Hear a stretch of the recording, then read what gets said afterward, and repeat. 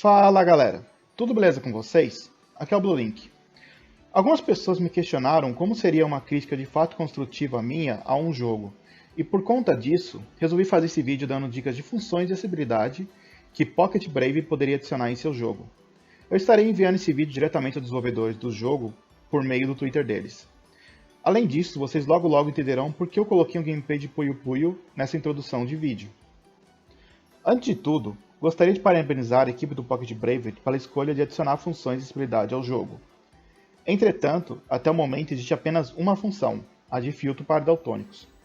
Embora o filtro que eles criaram talvez possa ser útil para algumas pessoas, serei sincero igual certas pessoas aqui. Ele é péssimo e mal desenvolvido. Basicamente, o que esse filtro faz é alterar todas as cores do jogo para que pessoas com visões consideradas normais possam enxergar o jogo da mesma forma que um daltônico enxerga. E na minha opinião, isso não serve para nada além de material de estudo do que melhorar no jogo. E como vocês podem enxergar a partir desse gameplay, algumas pessoas daltônicas terão dificuldade, por exemplo, de distinguir entre os personagens e o fundo da fase do porto, visto que a água é quase da mesma cor do personagem. Mas como se corrige isso? Existem diversas maneiras, eu vou apresentar dois exemplos, um difícil e um fácil. Aqui que entra Puyo Puyo. Esse jogo também possui o filtro de daltonismo, mas ao invés de só fazer pessoas com visões normais enxergarem igual ao daltônico, eles cuidadosamente escolheram cores específicas para as pedras de cada tipo de daltonismo, facilitando muito a jogabilidade. Isso pode ser inviável em um jogo de luta, devido à quantidade de objetos e cores diferentes e relevantes na tela. E por conta disso, apresento o método mais fácil, que foi o que eu usei no jogo que eu sou programador, o modo de alto contraste.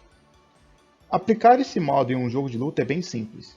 Basta botar um tom escuro como cinza ou preto no fundo de todo o cenário e colorir os personagens em cores distinguíveis um do outro.